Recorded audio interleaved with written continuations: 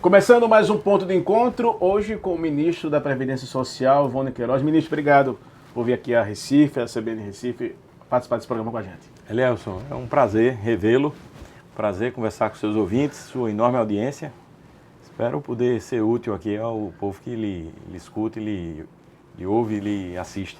Queria perguntar, pelo que eu estou vendo com a cara mais de pesada, assim, o que é que está acontecendo? A rotina está mais tensa depois do Ministério, Wony? Bem mais, né? Bem mais. É uma outra realidade.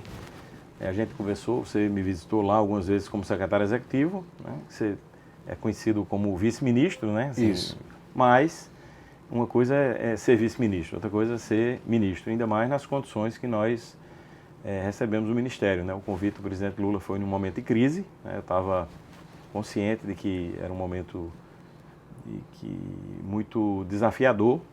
Fui aconselhado por muita gente para não aceitar o Ministério, para sair de perto ali daquele momento, mas eu acho que eu quando fiz o voto contra o impeachment da presidente Dilma, eu disse que a política não é lugar para os fracos. E eu continuo achando isso. Então, no momento de dificuldade, no momento de crise, eu acho que o partido precisava de alguém naquele momento, eu acho que o presidente da República precisava de alguém para ser parte da solução, para resolver. E eu, modéstia à parte, acho que posso contribuir, tenho contribuído para essas soluções e estou muito feliz em poder ter a confiança do presidente e compor o primeiro escalão do governo federal. Para mim é um motivo de muita honra. Eu sou um eleitor do presidente Lula há muitas eleições, né? Sou brisolista, mas sou de esquerda e então compor o governo do presidente Lula é honroso. E poder contribuir com as soluções agora, nesse momento tão delicado que passa o INSS e a Previdência Social, eu acho que é uma contribuição que nós damos ao Brasil. Então eu estou querendo construir uma nova Previdência Social, um novo INSS, restabelecer a confiança da população e conto com você, com a imprensa, para a gente informar bem a sociedade e você é parte disso aqui em Pernambuco, por isso que estou aqui também. E nessa crise que o senhor fala aí, como é que está hoje? Em que pé está? O senhor entrou muito mais como gerenciador de crise do que como ministro, praticamente, né? Como é que hoje está posto essa questão do INSS e dos aposentados brasileiros? Veja, são dois momentos distintos e que ocorrem simultaneamente. Nós temos essa questão dos descontos associativos não autorizados, que foi uma crise que foi o próprio governo quem descobriu, quem denunciou e quem acabou com os descontos. E quem vai ressarcir também os aposentados. É o governo Lula que vai fazer tudo isso. Mas você tem que cuidar disso, cuidar dos aposentados para que eles recebam o ressarcimento, para que ninguém seja esquecido, que todos que foram lesados possam ser ressarcidos, mas por outro, tem a gestão do Ministério, que não pode esperar por isso, que é a fila do INSS, que são os processos que chegam, são mais de 1 milhão de pedidos que chegam ao INSS a cada mês. 1 milhão? Mais de 1 milhão. Então tem que ter um fluxo perfeito acontecendo para que a gente consiga diminuir essa fila, que, vamos dizer, se fosse um balcão, é uma fila que nunca acabava, né? Porque tem sempre 1 milhão de processos chegando a cada mês. Então a gente não mede pelo número de processos, de pedidos, a gente mede pelo tempo de espera. Entendi. Então o importante é a gente deixar o tempo de espera abaixo dos 45 dias, que foi um prazo pactuado com o TCU.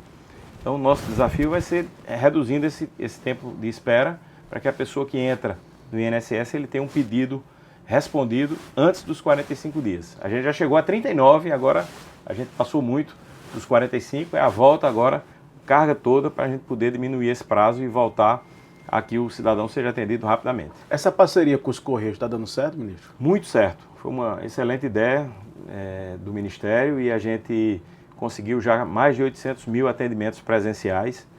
Os Correios... Em pouco tempo, né? Os Correios são um patrimônio do Brasil, né? Claro. Eu digo sempre isso. Tem período imperial ainda, né? E tem agências, tem mais de 300 anos, exatamente, e tem agências em todos os municípios do Brasil. Então, por isso, nós optamos pelos Correios. O presidente Fabiano fez um atendimento, fez um treinamento com os funcionários para fazer o atendimento presencial. Eu estou recebendo boas informações, quer dizer, os aposentados e pensionistas têm tido um tratamento mais humano, mais cordial, paciente, para gente que não tem muita prática, para ensinar o passo a passo e tal, e está dando certo. E muita gente que optava pelo 135 ou optava pelo meu INSS, mas agora está indo nos Correios para poder falar com a pessoa olho no olho. Então esse acolhimento e esse atendimento olho no olho está sendo muito bom e está mudando a minha impressão a respeito do atendimento das agências do INSS como um todo. Eu acho que depois que a gente passar esse momento, a gente vai ter que investir mais nesse atendimento presencial. Porque todo mundo diz, não, vamos informatizar, vamos fazer tudo virtual e tal, mas tem muita gente, principalmente esse público acima de 60 anos de idade, que gosta, e eu diria até que precisa de ter esse contato presencial. Ele gosta até de uma fila pequena, para poder... É terapêutico ali, né? Falar ali dos problemas, da vizinhança, do que tem passado, e falar ouvir mal a história do governo, do outro, falar bem. Falar bem, falar mal, Mas eu acho que esse contato presencial, principalmente com o atendente, eu acho que é muito bom.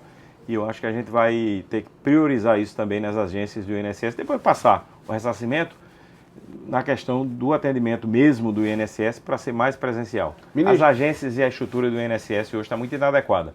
Isso acontece em todos os lugares. São grandes agências que antigamente comportavam um contingente enorme de funcionários. Para você ter uma ideia, o INSS já teve 40 mil funcionários, hoje tem cerca de 20 mil. Já teve 6 mil peritos, hoje tem cerca de 3 mil. Então, tem muito menos gente. Mas a gente tem que fazer estruturas menores, mas que tenham atendimento presencial. Ministro, para quem está nos ouvindo, que é aposentado, que tem alguém na família aposentado, esses recursos que foram descontados já começam a ser pagos a quando? Já tem alguma prospecção de planejamento do governo? Tem um planejamento, né? A gente está seguindo um passo a passo, né? Primeiro, a gente comunicou a 27 milhões de aposentados que eles não tiveram desconto. Esse Aí é o primeiro passo. Você tranquiliza logo 27 milhões.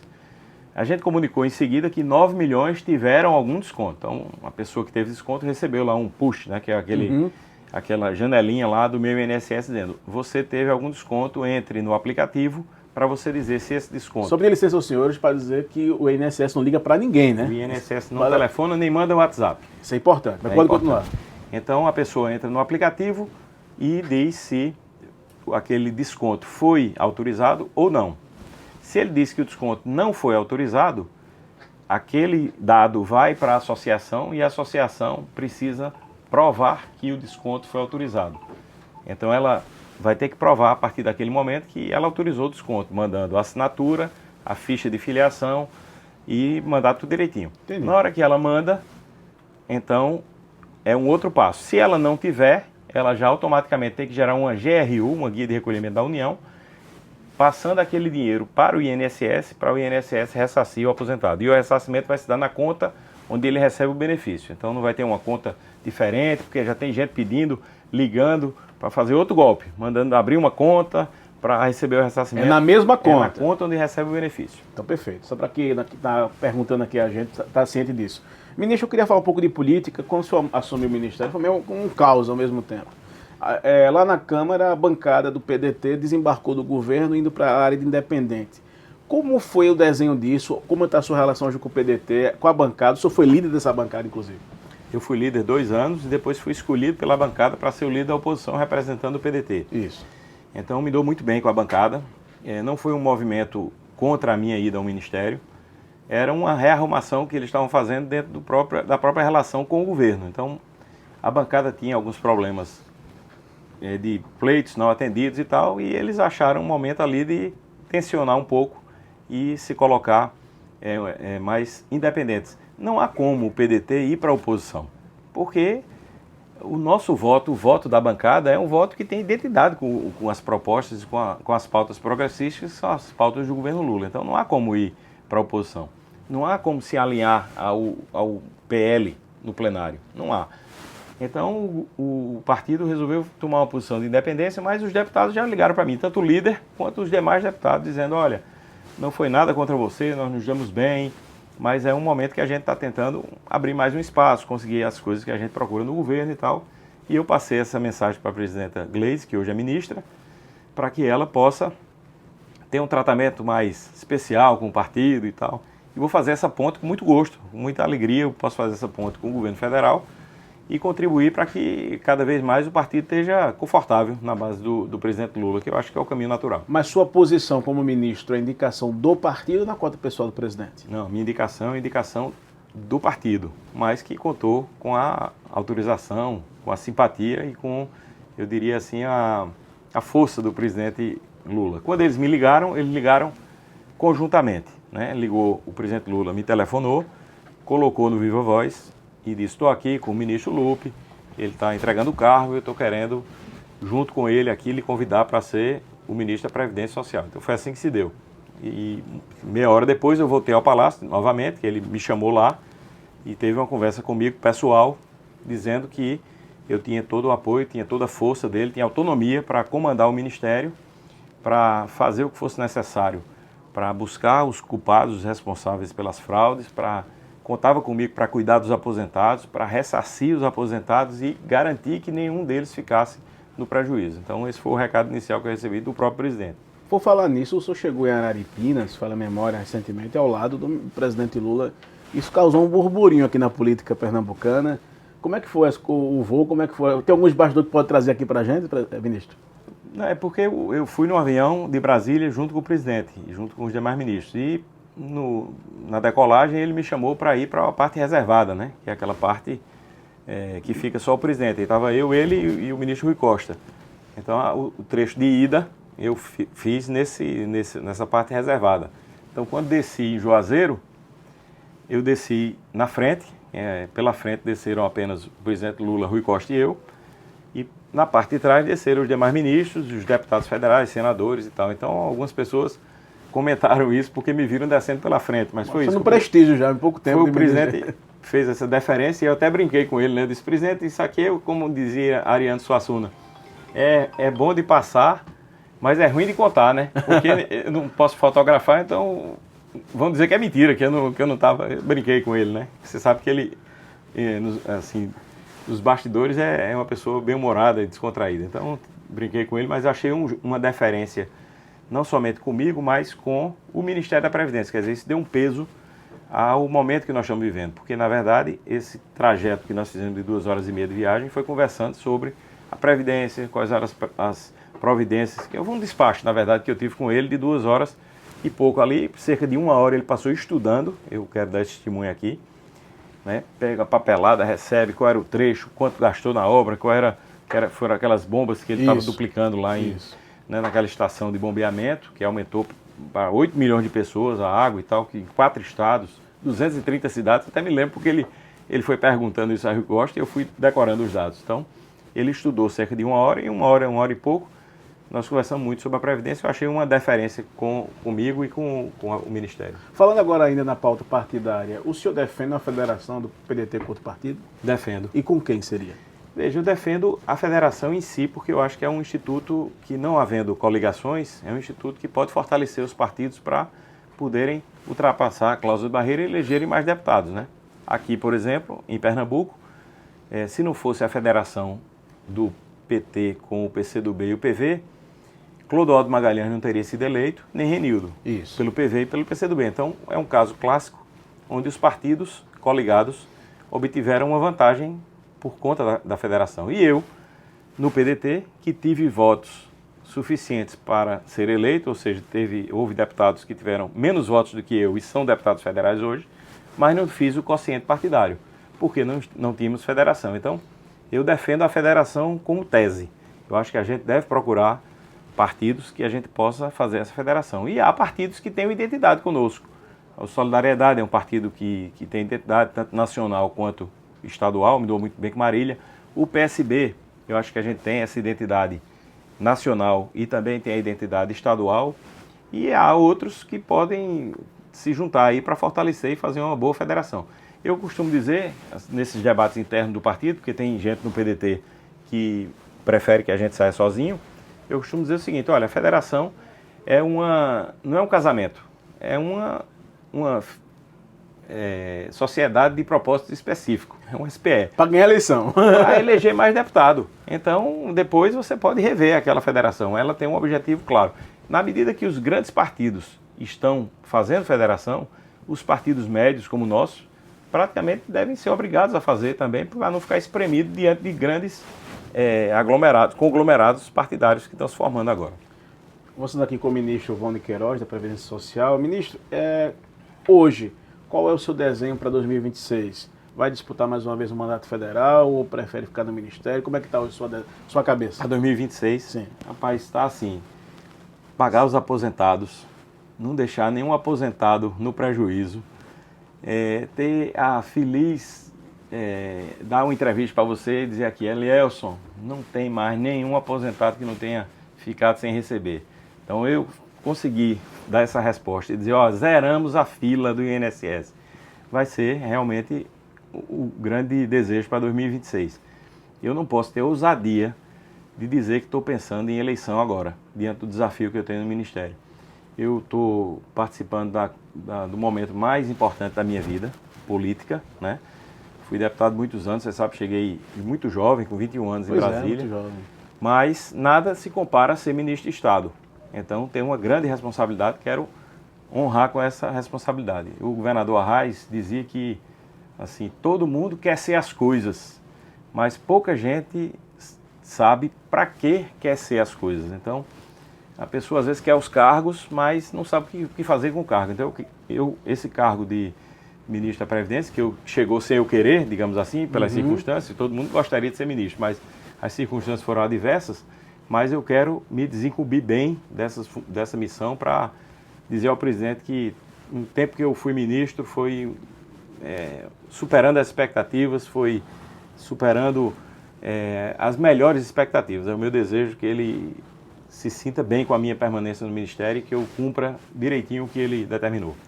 Sabe que a imprensa e o pernambucano está muito ansioso, né? Ele faz essas perguntas, mas saindo um pouco da ansiedade, falando do hoje, o seu pai disputou a eleição muito dura em Caruaru, eu acompanhei de perto a eleição.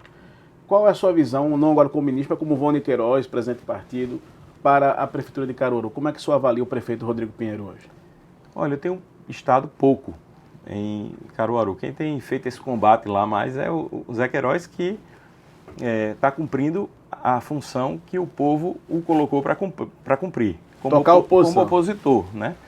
Tem um que se elege como gestor e o que ficou em segundo lugar é o opositor. Então, cabe a oposição, é uma coisa saudável, porque mostra os defeitos, mostra as falhas, e um bom governo ou um mau governo precisa de uma boa oposição. Então, eu acho que Zé Queiroz é uma boa oposição, porque é uma oposição responsável, não é apelativo, é um cara que conhece a cidade como ninguém, porque já foi prefeito 18 anos lá, e fala com propriedade. Então, ele tem feito esse combate lá, esse acompanhamento mais de perto do prefeito Rodrigo Pinheiro, mas sem entrar no campo pessoal. Eu tenho visto a mobilização dele nas redes sociais e tal, ele tem se mostrado indignado com os rumos que, por exemplo, o São João tem tido, a descaracterização, que foi uma coisa que a gente lutou muito para poder fortalecer, foi o São João e agora está descaracterizado. Tem muita reclamação na área de saúde, de educação, a cidade está muito abandonada, com lixo, buraco, metralha, isso tudo. E eu acho que tem que ter alguém cobrando realmente. Então eu acho que o governo do prefeito Rodrigo está precisando melhorar muito. Falando agora em nível de estado, o senhor acha que o PDT fica com quem na eleição do próximo ano? Olha... Porque é uma conversa que o Túlio Gadelha vai para lá, uma conversa que poderá migrar de Palanque. A primeira coisa que eu fiz quando assumi o ministério foi entregar a presidência do partido estadual, né? Tá com quem hoje? Tá com o Zé Queiroz. Ah, bom saber. O Zé Queiroz, ele é animado para isso, já está se reunindo com as pessoas, montando chapa de estadual, de federal. Ele quer disputar mais uma vez. Ele quer disputar a eleição de deputado estadual. Eu acho que ele tem disposição, tem saúde, 83 anos, tem garra e tem o que dar na Assembleia, né? Quando ele perdeu o mandato, agora a eleição, 2022, sempre que eu encontrava com os deputados, inclusive com o Heriberto, que era o presidente, ele dizia, rapaz, Zé Queiroz faz muita falta. Zé Queiroz e Tony Gel fazem falta, porque são as pessoas que participam das comissões, participam do plenário, fica até o fim, chega cedo. Zé Queiroz tem esse usa a tribuna hábito, muito, né? Usa a tribuna, se aplica, se dedica aos assuntos, né? Ele tem esse hábito de chegar cedo. Ele chegava cedo na Assembleia, era o primeiro que assinava lá a presença e era o último que saía. Ele se sente bem com isso. Eu achava que ele exagerava um pouco nesse formato, mas ele gosta, então acho que ele tem muito que dar ainda para Pernambuco. Enquanto ele tiver saúde e disposição, acho que ele tem mais que disputar mesmo. Tem voto também, então vamos lá. Mas o senhor não respondeu, acho que o PDT fica com quem aqui? Tentei não responder, né? Entendi. Veja, eu torço que o PDT fique no campo que sempre esteve, né? Temos um alinhamento aqui histórico com o PSB. Eu acho que a ida de João Campos para a presidência nacional do partido, eu estava lá no evento, foi uma coisa importante para Pernambuco, né? Porque é a ratificação de uma liderança jovem num partido de esquerda que já era presidido historicamente por pessoas de Pernambuco, foi presidido por Carlos Siqueira, foi presidido por Eduardo, foi presidido por Arraes. Então acho bom que seja o João Campos. Acho que esse alinhamento com o presidente Lula é natural aqui, de João Campos. A Raquel tenta também cavar um espaço e tem ministros do governo, como André de Paula, que são da aliança de Raquel, mas eu torço que o PDT aqui se alinhe e se alie com João Campos. Mas não posso garantir porque está muito cedo e eu não estou pensando muito em eleição agora não. Agora, Túlio Gadelha demonstrou interesse em vir para o PDT. Teve essa conversa mesmo então? Ele está tendo essa conversa com o presidente Lupe, que é a instância adequada, conversa comigo assim só em eventos, a gente se encontra, a gente não sentou ainda para falar sobre isso. E tem outras pessoas aí que estão também em contato. Então o PDT pode receber aí 1 ou 2 deputados federais. Ah, é verdade. E tem outras pessoas também que estão querendo disputar pelo partido e tal. É um grande desafio, aliás. Eu montei essa chapa. Porque montar chapa é um negócio difícil, né? É difícil, e ainda mais com esse cenário que nós estamos vendo, de grandes partidos se coligando. Eu estava fazendo essa conta para você ali, antes de a gente começar, que com a Aliança União Progressista, por exemplo, o que eles destinavam de fundo partidário para 26 candidatos a federal, cada um deles agora vai destinar para 13.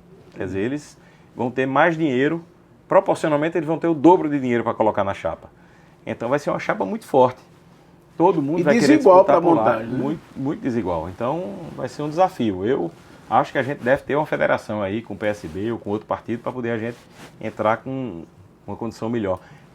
Paridade de armas, como se diz em paridade de armas com os outros partidos. E como é que você vê a expectativa das candidaturas ao governo, aqui João Campos e Raquel, na sua visão, que está mais em Brasília do que aqui, mas de que escuta muita coisa?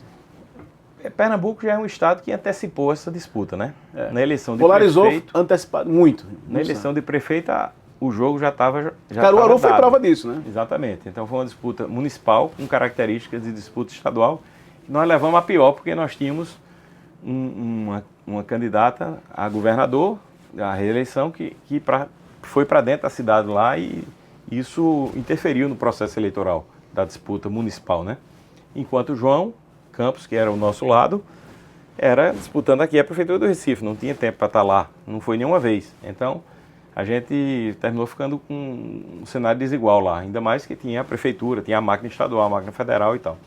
Mas eu acho que, olhando nacionalmente, é uma disputa que está chamando a atenção do Brasil, porque João Campos ascende como uma liderança de esquerda, já falam até nele como sucessor do presidente Lula, né, nesse campo progressista, e Raquel busca um espaço também nesse campo mais de centro-direita. Ela começou no PSB, mas ela hoje ocupa mais esse espectro aí de centro-direita, tentando se firmar como uma liderança nacional também. Kassab, já no lançamento, já tentou fazer um ensaio aí de um voo maior dela. Portanto, temos dois quadros estaduais com perspectiva de ascensão ao cenário nacional. Mas eu acho que João Campos está bem colocado nessa, pelo menos é o que dizem as pesquisas, aí, bem colocado nessa disputa de governador e eu espero que ele leve a melhor. Eu acho que ele tem muito que dar a Pernambuco e eu quero estar perto desse projeto. Ministro, chegando aqui ao fim da entrevista, mas antes disso eu queria perguntar como é que anda a sua rotina lá em Brasília. Porque às vezes as pessoas vê o ministro na televisão, na rádio, na entrevista, mas como é que é o dia a dia do ministro? Tem reunião? Eu vi que você na rede social saindo tarde do ministério. Meu amigo, como é que tá? Chegando ao fim da entrevista, fica uma coisa mais... Eu vou dizer, eu estou acordando muito cedo e não consigo mais dormir, assim, até tarde, nem que eu queira. Então, nem durante o final de semana, até estou incomodando o povo que trabalha comigo, dia de sábado e domingo. Então, eu acordo muito cedo, tem que estar 7 horas saindo de casa, às vezes tem café da manhã antes de chegar no ministério com alguém, com alguma liderança, com algum deputado, com alguém que procura. Estou trabalhando muito, na verdade, né, porque tem essa coisa da gestão do ministério e tem essa coisa da gestão da crise. E essas duas coisas têm que rodar ao mesmo tempo. E tem esse trabalho que a gente faz também de procurar se aproximar do Congresso. Então tem os deputados, os senadores, que a gente tem que estar dando atenção, a gente tem que receber.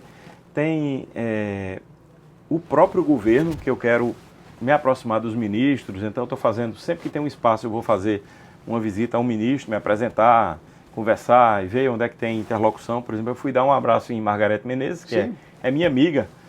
Ela veio fazer show aqui no São João na época que Zé Queiroz era prefeito, todos os anos. Fomos nós que levamos para lá e ela fazia show de forró, não tocava música baiana, então ela foi um sucesso. Ficamos amigos e tal, e eu fui lá dar um abraço nela, só, como ministra. Terminei fazendo uma reunião de 2 horas, ela botou toda a equipe dela, encontramos muitos pontos que podem ser trabalhados no Ministério da Previdência com o Ministério da Cultura e vamos lançar projetos grandes, muito bons, de uma conversa simples. Aí fui fazer outra visita para o Ministério do Turismo, o ministro Celso Sabino. Do nada também surgiu, olha, vamos fazer um projeto, não vou dar spoiler aqui do que já pedi para anunciar aqui, então. Mas coisas interessantes que a gente já está aprofundando o estudo. Então, e à noite, normalmente tem sempre eventos, você sabe como é Brasília, né? Semana passada teve da Febraban, teve o lançamento do livro da Jandira Fegali, no mesmo dia. Então, eu estou chegando 1 hora, 2 da manhã em casa e estou acordando 6 horas da manhã. Está muito puxado, mas é um trabalho gratificante, né?